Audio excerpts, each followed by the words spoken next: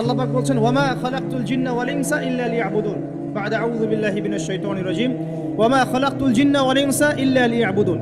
আল্লাহ পাক আপনাকে আমাকে প্রথম যে দায়িত্ব দিচ্ছেন সেটা হচ্ছে এই, আমি মুসলিম, আমি নারী হই, পুরুষ হই, যুবক হই, যুবতী হই, যেই হই না কেন, আল্লাহ পাক আমাকে বলছেন ওয়ামা খালাকতুল জিন্না ওয়াল ইনসা ইল্লা লিয়াবুদুন।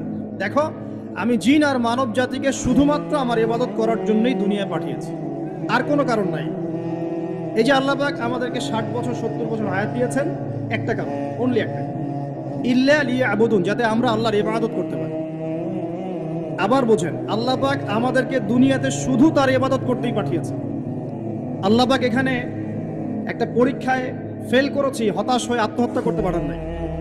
আল্লাহ পাক এখানে একটা মেয়ের পিছনে ঘুরে জীবন নষ্ট করতে পারেন নাই। আল্লাহ পাক এখানে আমাদেরকে ধর্ষণের সেঞ্চুরি করতে পারেন নাই। আল্লাহ পাক এখানে আমাদেরকে অন্যায়ভাবে অন্যের সম্পদ আত্মসাৎ করতে পারেন নাই। মাদকের যে ভয়াল থাবা চলছে, এর মধ্যে নেশায় বুধ হয়ে যাওয়ার জন্য আল্লাহ পাক আমাদেরকে পাঠান নাই। কি জন্য পাঠিয়েছে? পলিটিক্যাল মারামারি করতে আল্লাহ পাঠান নাই আমাদেরকে দুনিয়া। সোশ্যাল ক্ষমতার দ্বন্দ্বে লিপ্ত হওয়ার জন্য পাঠান নাই।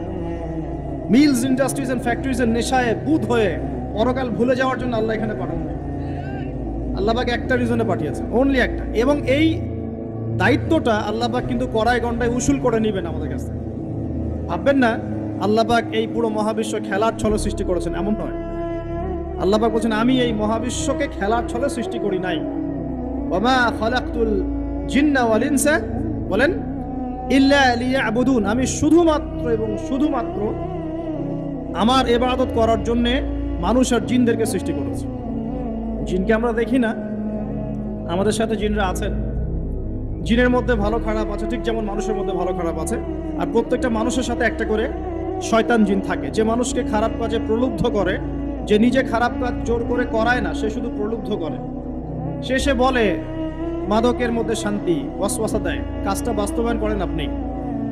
সে বলে যে এটা তো ছেলে মেয়ের ফ্রেন্ড, বয়ফ্রেন্ড গার্লফ্রেন্ড কালচার, বন্ধুত্ব, এটা এমন কিছু নয়, জেনা করেন আপনি।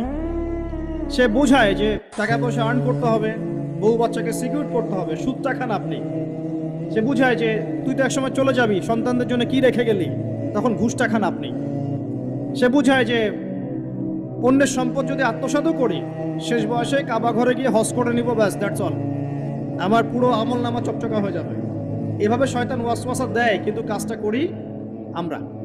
কোন সময় কোনো সময় শয়তান দাড়ি টুপি পাগড়ি জুব্বাওয়ালা মানুষকেও নেক্সট স্রোতে ধোকা দেয়। কোন স্রোতে? এদেরকে বদ স্রোতে ধোকা দেয় না, নেক্সট স্রোতে ধোকা দেয়। সে একটা কাজকে কল্যাণ খায়ের মনে করেই এমন কিছু করে যেটা শয়তান তার সামনে ফুটিয়ে তোলে নেক হিসেবে, কিন্তু আসলে এর পিছনে একটা খারাপ উদ্দেশ্য ছিল। দাড়ি টুপিওয়ালা মানুষকে নেক্সট স্রোতে শয়তান ধোকা দিয়ে ফেলে। কোনো সময় ভিতরে অহংকার জন্ম দিয়ে দেয়, কোনো সময় ডিগ্রি সার্টিফিকেটের কামান্ড নিয়ে আসে, কোনো সময় নারী দিয়ে পথভ্রষ্ট করে ফেলে, আর কোনো সময় অর্থের প্রলোভন দিয়ে পথভ্রষ্ট করে। তো শয়তান কিন্তু কাউকে ছাড়ে না। আমি মূল জায়গায় আসি। প্রথম যে জিনিসটা এই বিশ্বটাকে ধ্বংস করছে, এটা হলো বস্তুবাদিতা, যেটা আমাদের এই সমাজের মধ্যে এখন রন্ধ্রে রন্ধ্রে ঢুকে গেছে। আমি বলছি বারবার, স্ট্যাটাস অর্জন করতে কোনো সমস্যা নেই, কিন্তু যদি এই স্ট্যাটাস আমাকে আমার পরকালীন গোল থেকে সরিয়ে দেয়, তখনই সমস্যা। কারণ মৌত কাউকে ছাড়বে না, কবরও কাউকে ছাড়বে না, কিয়ামতের মাঠও কাউকে ছাড়বে না। আর আল্লাহ পাকের সামনে আমাদের সবাইকে ইন্ডিভিজুয়ালি হিসেব দিতে হবে, একজন একজন করে। এমন নয় 10 জন আসবে, তারপর 10 জন, তারপর 10 জন। নো, আব্দুল্লাহ তুমি আসো, আব্দুর রহমান তুমি আসো, এই মুহাম্মদ তুমি আসো, এই দাউদ তুমি আসো, একজন করে। সো এই জিনিসটা যদি আমার মাথায় থাকে, তাহলে আমি কিন্তু বস্তুবাদী হতে পারবো না। আমি বলছি দুনিয়া আমার প্রয়োজন। আল্লাহ পাক কি বলেছেন?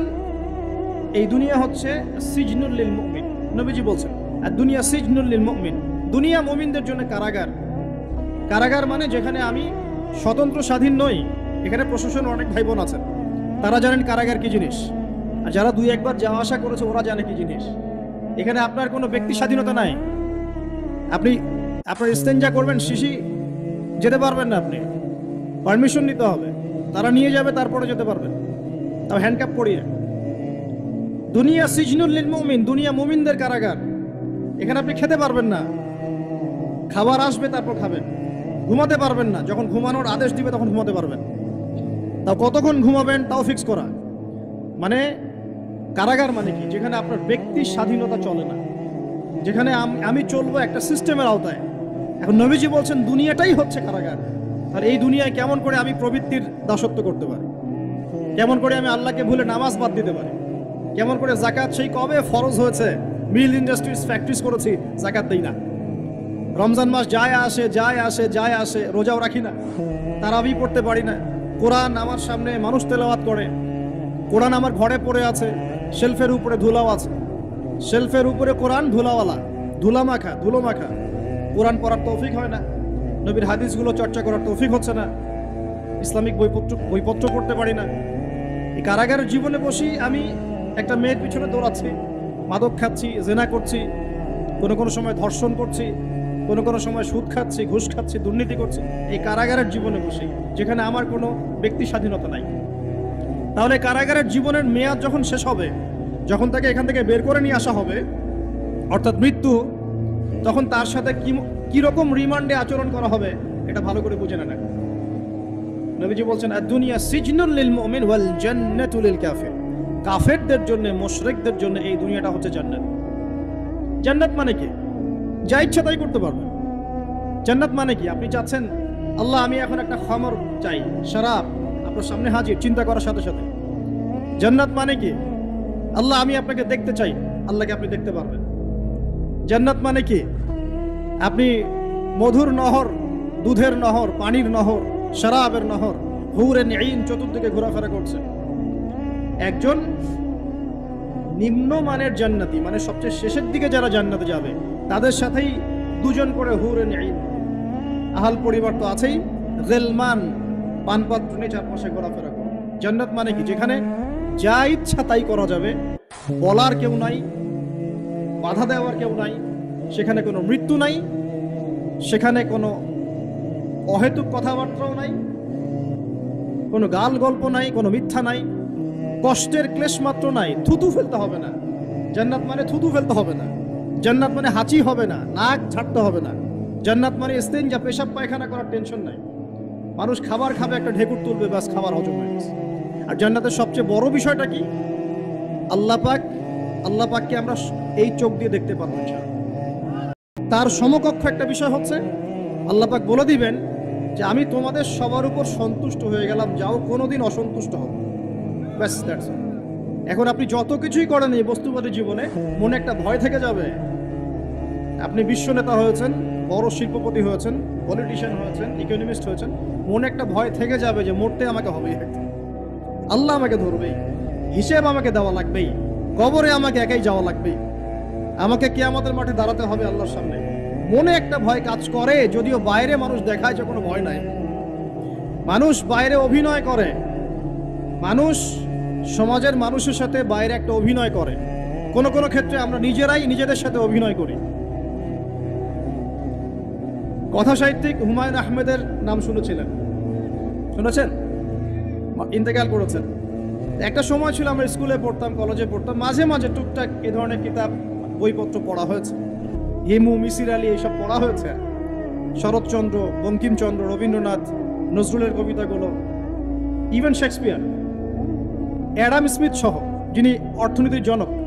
যাই হোক, তিনি তার বইয়ের মধ্যে লিখেছিলেন যে এই পুরো দুনিয়াটা হচ্ছে অভিনয়ের মঞ্চ। কথা সাহিত্যিক তিনি বলছেন তার মতো করে এই পুরো দুনিয়াটাই অভিনয়ের মঞ্চ, আর আমরা সবাই নিজ নিজ জায়গায় অন্যের সাথে অভিনয় করছি। কোনো ক্ষেত্রে আমরা নিজেরা নিজেদের সাথে অভিনয় করছি। তিনি বলছিলেন আমরা সবাই অভিনেতা, আর সবচেয়ে বড় অভিনেতা হচ্ছে পলিটিশিয়ানরা, কারণ তাদেরকে অনেক বড় মঞ্চ অভিনয় করতে হয়। এটা আমার কথা না, হুমায়ুন আহমেদের কথা, পড়ে দেখেন তো। আল্লাহ পাক পাঠিয়েছেন তার ইবাদত করতে, আর এই বস্তুবাদী জগৎ আমাদেরকে ভুলিয়ে দিল কিভাবে? কয়েকটা প্রলোভন দিল। প্রথম প্রলোভন হচ্ছে টাকা, তারপরে জীবনে কি করব প্রতিষ্ঠিত হওয়ার চিন্তা, তারপরে চাই আরো চাই এই একটা আকীদা দর্শন, তারপরে আমার স্ত্রী সন্তান আহাল পরিবারের কি হবে, আর আরেকটা দর্শন আছে, এটাকে বলে চারবাক দর্শন। এবং দুঃখের সাথে বলতে হয় আমাদের রবীন্দ্রনাথ ঠাকুর কিন্তু এই দর্শনের মানুষ ছিলেন। চারবাক কিরকম? তার কবিতা পড়লে দেখবেন লেখা আছে, দু হাতে যা পাও হাত পেতে নাও, দু হাতে যা পাও হাত পেতে নাও, বাকির খাতা শূন্য থাক, বাকির খাতা শূন্য থাক। ঠিক চারবাক দর্শন, এটা ফিলোসফি পড়েছেন, এখানে অনেক টিচারও আছেন আমি জানি, তারা এই কথাগুলো বুঝবেন। চারবাক দর্শন কেমন?